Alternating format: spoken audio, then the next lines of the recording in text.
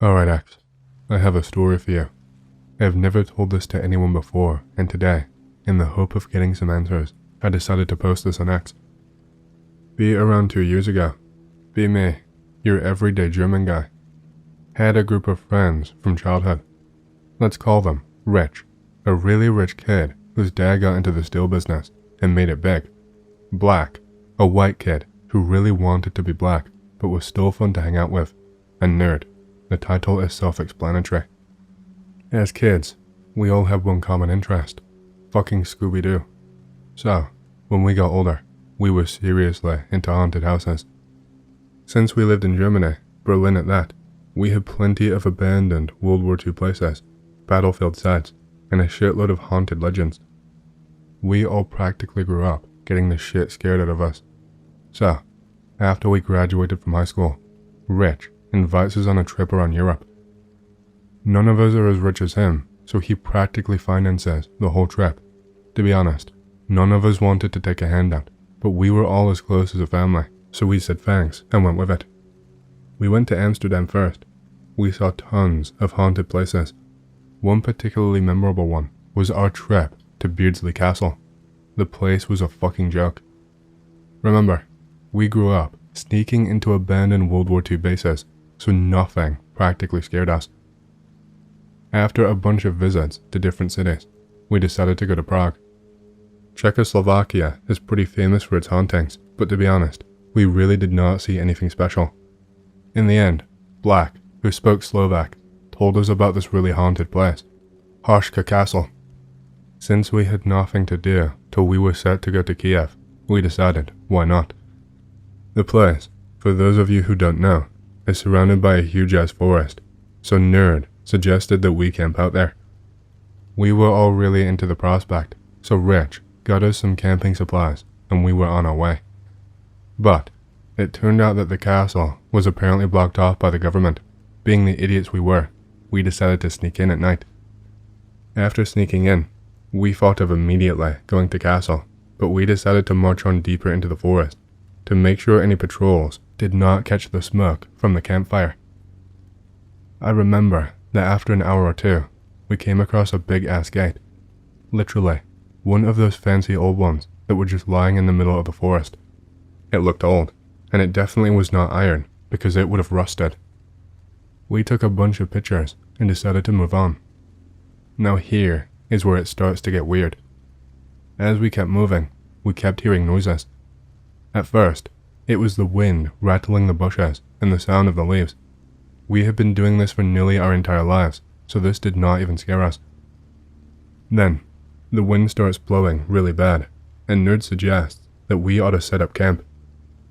We all listen and do our best to set up camp while the wind is fucking everything over. Then, all of a sudden, it suddenly stops. Literally, all noise just stops. Still not freaked out, but noticeably alert. Rich pulls out his gun. Don't ask how he has one, and Nerd pulls out a book and some salt. Yeah, we hid these contingency plans just in case. Black, easily the most fearless of us all, decided that we needed to take advantage of the wind and set up camp. Forget everything, and we all help him. Eventually have everything set up, and we all decide to retire for the night. I had some shit-tier nightmares that night. I can't remember what they were, but holy shit, I woke up covered in sweat. Wake up, get dressed, and get outside. Everyone, including Black, looks like shit. Rich pulls out his GPS and tries to find the castle. The worst thing possible happens. GPS is not working. We all panic and reach our cell phones. Dead. That is not fucking possible. We charged them before coming up here. We are all pretty alarmed. We're not scared of too spooky for me ghosts, but survival in the wild. We all decide to pack up and try and retrace our steps. While doing this, we end up more lost than when we started. Panic is beginning to set in when we hear something loud behind us. All of us are on edge, so Rich whips around, holding his gun and shouts, "Come on out." At his command, a guy comes out of the forest, surprising us all. He is holding his hands up, but he looks majorly annoyed. He looks at us all pretty angrily and asks us, "What are you people doing here?" The way he said "you people" was pretty weird, thinking back on it. Also, to describe him, he also looked weird. He looked around 6'1", had white skin, and was wearing the weirdest clothes ever. He was wearing a bloody cloak. The weirdest thing was that he had a perfect face, like the kind that you see in magazines, literally perfect. Not a single acne mark or flaw. He did not even look human. The guy looked pretty mad. Black took offense to this. Now, a little backstory here. Black was a wannabe alpha. He got beat up a lot because he did not know when to shut up. So, he started learning some martial arts or something, can't remember, and he eventually became the toughest motherfucker around. This made his attitude worse because now he could back up his threats. Black goes up to the guy and is nose to nose with him and calls him a bitch and asks him what the hell he's doing here. Cloaked guy looks annoyed now. Just before a fight can start, Rich puts on his ass-kissing face and gets between them. He settles the situation and asks him who he is. The guy does not respond, but looks much less annoyed. He tells us that we should really leave. We are a bit relieved and ask him how to get out of here. At this, he nearly jumps back. "You mean, you don't know how to get back?" We all tell him that we are lost. He looks completely paranoid now. We all ask him what's wrong with him. The guy's face shifts back to what it was before, and he tells us that we should do our best to find our way out. We are all confused as fuck, and Black, who seems more pissy than usual, tells us that he does not like this guy. When we ask him why, he just says, "You know man, just something wrong with him." He starts to leave the way he came. The guy is seriously fast. Weirdest thing was he wasn't even running, he was just gone. We chase after the guy, asking for help, but he is already gone. Eventually we decide to screw it, and go back to trying to get out of the stupid ass forest. As the sun goes down, we decide to set up camp again, but we are out of butane, so we can't build a fire. When nighttime comes, things get weird. We are all trying to sleep, but we all keep hearing sounds and noises from the forest. They sounded weird. They sounded really weird, alright. Like the sounds of a fight or something. Lots of grunting and shouting. And weird shouting, not the human kind. The wind is seriously strong, but the trees don't seem to be moving too much. Black convinces us to go and investigate. For the first time, we are a bit cautious, but we grab a gun, a torch, and some other shit. As we head towards the noise, we start feeling really creeped out. And trust me, we have not felt this kind of feeling since we were 12 years old. Nerd seems to be getting the worst of it. He is clutching his Quran and reciting the Darud Sharif. As we get closer, the air seems to be ice cold, something that definitely should not be happening in June. And then, when we get to where the noises were coming from, there is nothing, just an empty clearing. We are all relieved that the noises are gone, but then a shiver goes up our spines, and we all turn around. No, seriously, we turned around like some synchronized dance move in a Bollywood movie. Just as we move, something quickly darts out of our vision. The guy holding the gun, in his eternal wisdom, whips out his gun and fires 3 rounds. That breaks the spell, and we all ask him, what the fuck? He tells us that he saw something white and on all 4s move way too fast. We all say we should move back to the campsite and sleep. Even Black agrees. One issue though, we could not find the campsite. Okay, time to panic. That was not fucking possible. We made sure to walk in a straight line and keep track. Everyone is blaming each other. Something was wrong, guys. We were honest to goodness bros. We never did this before, and one time, we got trapped in an abandoned World War II base. It did not feel right. Still, I managed to bring everyone under control, and we managed to find a clearing where we can at least rest. Now, we pick watches. I get first watch, and so on. But, Rich seemed oddly angry to part with his gun. As I took the first watch, I could not help but look up. There was barely any moon, but the amount that there was seemed to be completely blocked out by the forest. Another weird thing was that the trees seemed to be curving inwards, like they were trying to contain us or something. When my watch came to an end, I woke up Nerd and handed him the gun. I fell asleep pretty easily, considering the circumstances. I had more nightmares that night, but nothing compared to being woken up by Black's screams. I wake up, and Black is ranting like a madman. Shit, he is angry. I ask Rich, who looks pissed, what is going on. He tells me that Nerd never woke him up for his watch. He was gone. We could not find Nerd. We did, however, find the gun empty. We are all pretty angry, worried, creeped out. We are looking for Nerd, but it looked like he just vanished. No footprints, nothing. We are pretty sure that he took the bullets for some reason, because the sound of a gunshot would have woken us all up. While we are calling for him, we find another stranger. This time it's a chick, and I'll be damned if it's not the hottest girl we've ever seen. Literally a flawless face, and is wearing a cloak similar to the one we saw on that guy earlier. She seems to be pretty pissed at us for being here in general. When we explain that we are lost, her face becomes white. She does not reply after that, and then asks us, and I shit you not, has one of you gone missing? We are all alarmed by that. Black, Nerd's best friend, is about to kick her ass. He starts screaming at her and asks her what she knows about Nerd. We try to calm him down, but he rushes at her, intent on kicking her ass. Then, the weirdest thing happens. The girl does not even react, but catches Black's punch and kicks him straight in the nuts so hard, we hear something snap. That should not have been possible. Black is buff and fast as fuck. No person should have been able to catch his punch. It's at that moment I think that we're not dealing with a person after all. She looks a bit pissed, but just walks off while we tend to Black. Rich chases after her, but comes back without a clue as to where she went. Then, while we are looking for Nerd, we find her old camp, and guess who is just sitting opposite the remains of the fire? Fucking Nerd. When he stands up so we can see him, he has this weird, full-face smile on his face, like a Cheshire grin or something. First thing we feel is relief that he is fine. The second is anger. We are all pissed off at him for walking off, but he apologized profusely, saying he had to use the facilities. We're pretty sure he meant the toilet, and found the camp. When we ask him about the ammo in the gun, he is surprised, and for the first time, that creepy smile drops.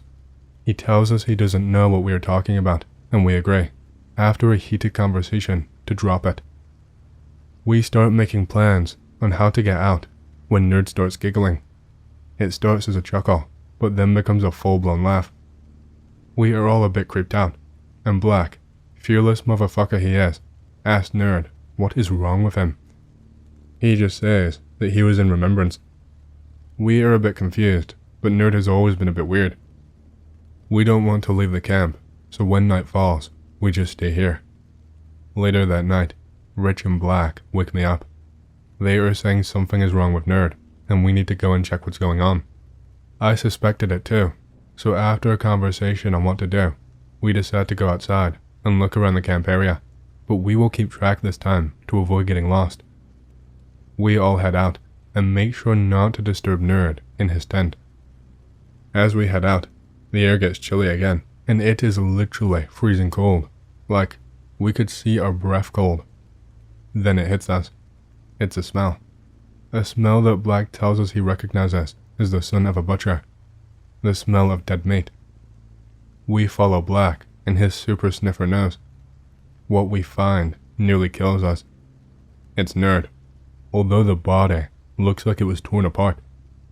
What is even worse is that, God, guys, I'm sorry, but this is difficult for me to write. He was my bro, you know. His body is infested with maggots. It looks like it's been dead for ages. His copy of the Quran is, however, placed upon a tree stump that is next to him. We did what anyone would do.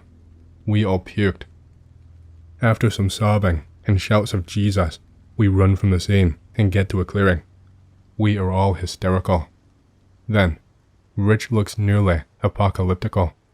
I ask him what's wrong, apart from the obvious.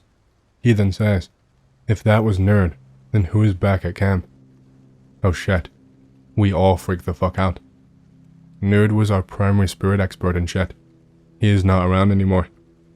As we begin to shout at each other, Black, in the middle of one of his rants, just stops.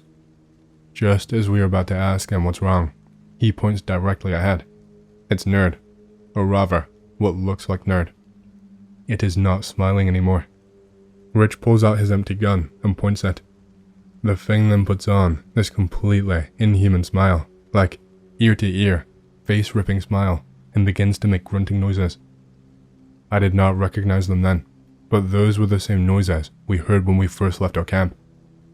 We are all shaking, and then, when Black shouts run, we do not hesitate. As we run, we make sure to stick together. I could honestly feel the thing behind us. It was chasing us. We could barely see, and when Black tripped, me and Rich slowed down to help him up, but in the meantime, the thing was right above us. It had literally jumped 5 feet in the air, and in one motion, hit me right in the chest. I later found out that one blow nearly crushed my ribcage, broke 4 ribs, and nearly killed me. I don't know how far I was flung, but I blacked out after that. In the end, I woke up, battered and bruised, in the arms of that guy we met. The only thing I remember before passing out again was the guy whispering words and chanting, while all I remember was his face and a bright light. I woke up in the hospital in Prague. The officers had found my body, on the verge of death, on the edge of the forest. No one else was found. We went in the forest on the 5th of July. They found me on September 18th. We only spent 3 days in the forest. Hey, I hope you've enjoyed the story so far. If you do and you want to hear more, please leave a like and subscribe to my channel, and leave a comment down below, as it lets the algorithm know that you like my content and it promotes it to more people. My goal for the channel is to hit 50,000 subscribers, and we're closing in fast, so thank you, and back to the stories. Be me. Be 14 years old. Dad takes the whole family on a camping trip, despite everyone's protests. Sadly, we are about the farthest thing from roughing it, and don't know dick about it. We rent a trailer, and park it in a camping section with a bathroom, picnic tables, spotlights, etc., and it's right off the highway. Most of the time is just us, walking aimlessly with tour guides through the woods. My brother asks if they do night walks. Tour guide's face goes serious and he says, "No, in fact, I'm glad you brought that up, young man. I should tell everyone here. It is best if you stay in your trailers, or at least close to the main camping grounds after dark," and then mumbles about animals or some shit. What the fuck kind of camping trip is this? Naturally, I don't listen. Sneak off after dark with my pipe, hoping to get a little high and get something out of this trip.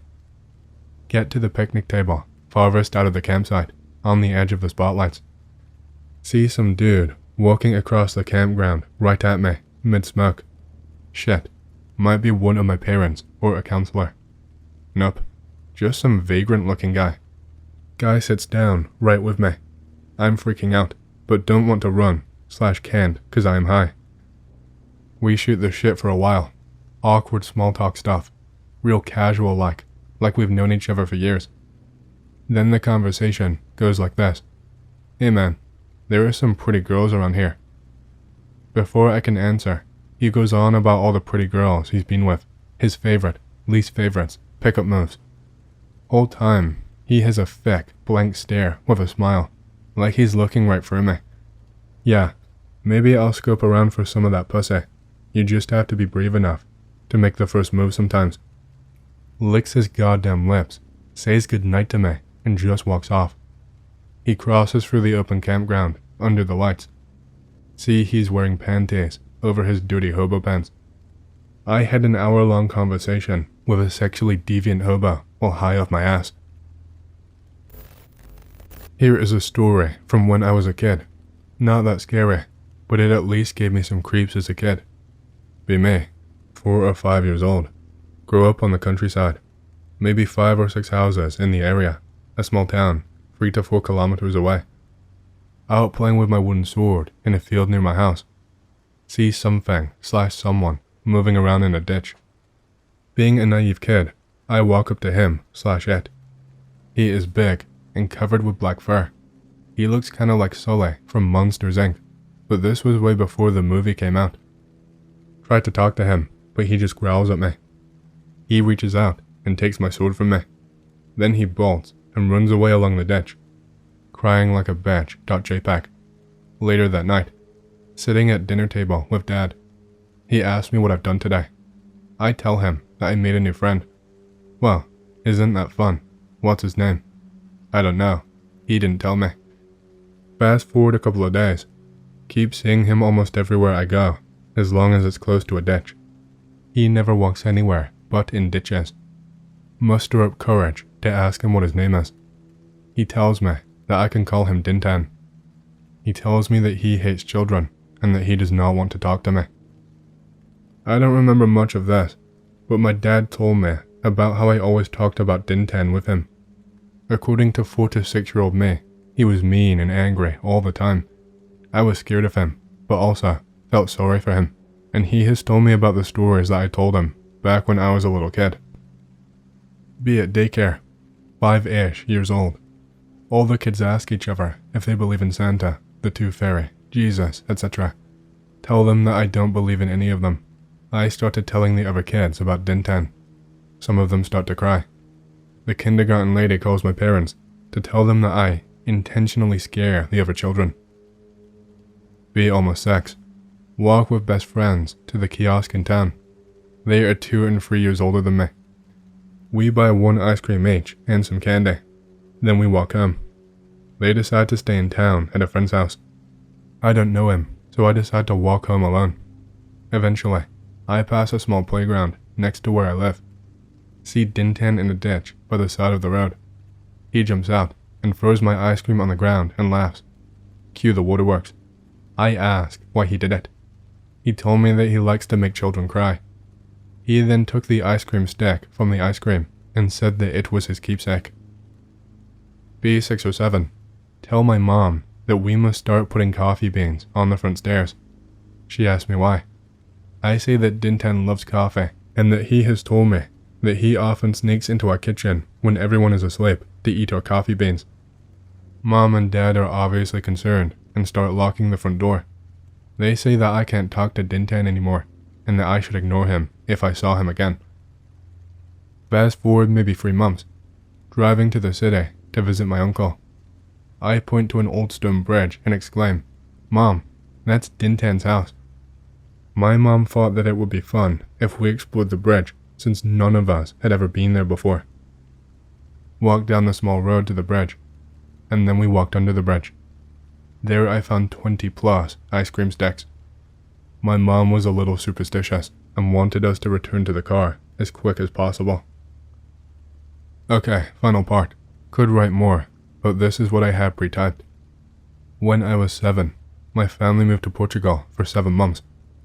Forget entirely about Dintan and never talk about him to anyone. We had planned on living there for 1+ years, but my grandma was diagnosed with cancer, so we moved back. Walked through the woods down a small trail that led to my grandma's house. See Dintan a couple of meters down the trail. He is really skinny now. He looks like Doot covered with fur, like a stray dog. Tell him that if he is going to be mean, he can go away. He looks sad, then angry, and then he just goes away. See him a few more times after that day. Not afraid of him anymore. He is not that big scary monster from my childhood. He looks weak and sick. Dintan told me that since our house had stood empty, he had not eaten for 7 months. He also told me that he had missed me. Told him to go away. I was busy being sad for my grandmother. Never saw him again after that day. I will always regret it. Even if I hated him, I think I was his only friend. Found a box of old drawings in my garage the other day. The deeper down in the box I looked, the more Dintan stuff I found. The old ones were mostly of me, with a big black ball with eyes behind me. Later, they became more detailed, and the last one was of him, right before he disappeared. He was scrawny and looked old, sick, and starved. Next to him, I had written, "Dintan is angry because he is sad, because he is alone." Sometimes I wish I would meet him again, invite him in for some coffee and just talk. I wonder where he is now. Be me, young lad. Parents have been going through a bitter divorce. They start trying to one-up each other by getting me cool shit. Dad will buy me a nice toy. Mom will buy me a different, better one. Dad will take me to the movies. Mom will take me out to the pizza arcade. I don't care how this sounds, but none of that shit ever made me happy. In fact, it made me feel worse. Anything we did together, my parents always felt like they were forcing me to have a good time, so they could throw it in each other's face later. 12th birthday is coming up. Not looking forward to it. Dad has been promising me a trip to the water park. Mom is planning a huge party for me. She tells me to invite all of your friends from school. I don't even have friends, Lamau. I don't know what got into me, but one day, I just left the house. Started walking, not paying attention to where I was going. I just remember walking towards the woods. At some point, I eventually exited the woods and found myself crossing through a field. Realized I had no idea where I was. I did not care, just kept walking. Grass is up to my waist, exhausting to walk through. Start getting really tired. See a huge, brambly bush thing up ahead, about 30 feet away. Decide I will take shelter there and sleep for a while. Keep walking. Brambly bush does not seem any closer. Keep walking. It is getting late. The bush still is not any closer.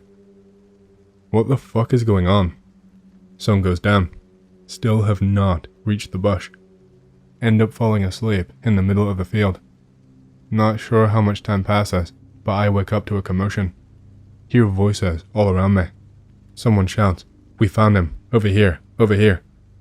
I get up and see black silhouettes all around me. Hear dogs on leashes. I see lights flashing in the distance. One of the silhouettes reaches me. Long story short, parents noticed I was missing and called the cops. Cops found me in the field. They told my parents I had walked in circles for God knows how long around this little tree. In circles. I remember trying to walk towards the tree in the distance. You must have been delirious from the heat, son, Dad tells me. Cops said I had circled the tree for so long that I had flattened all of the tall grass. When they found me, there was a clear, circular path all around the tree. Epilogue. This event ultimately led my parents to stay together. They just celebrated their 20th anniversary. I surprised them by telling them they were going to be grandparents. Funny how life can turn around like that. Grandparents lived in a really rural area. Used to stay with them all the time growing up. Grandma told me a story about these wild people that lived in the woods near that area. Said they often came in close to the house to steal food. She lived a few miles up the road on another farm when she was little. One time, they came in and killed 3 chickens out of their chicken coop. Her dad and brother stayed outside to guard the coop the following night. Her dad shot one of the creatures. She did not see it, but he said it was small, gray, hairless, and smelled horrible. They were worried the smell would attract others. Decided to burn it. She remembered her brother running over to the house and getting her younger brothers out of bed to help them gather wood for a fire. She woke up too and remembered sitting at a window, watching the fire across a stream. Her dad made all of the kids and her mom go inside. As soon as it started to get dark, from then on, fearing retaliation. Her oldest brother said a group of them followed him home one day when he was out hunting. Shot at several of them when they began throwing rocks. Fear stuck with Grandma until adulthood. Grandma grew up and married Grandpa. They moved a few miles to a large piece of land Grandpa bought from his great uncle. Never let my mom, aunts, or uncles out after dark. Told them the story a few times. They never really believe her. Mom is 17. Got a job in town, working in a movie theater. Summer was really harsh and dry. Very few puddles of standing water in the stream. She is coming home around 1 a.m. Headlights catch a mass of gray down in the stream bed. As she gets closer, 3 humanoid creatures scatter. She is not sure what they are, but they ran on all 4s like an animal. She hoped she just mistook a group of dogs or something. Never told Grandma to not worry her. Only told me after I saw them. 30-some years later, husband and I go to my grandparents' old farm.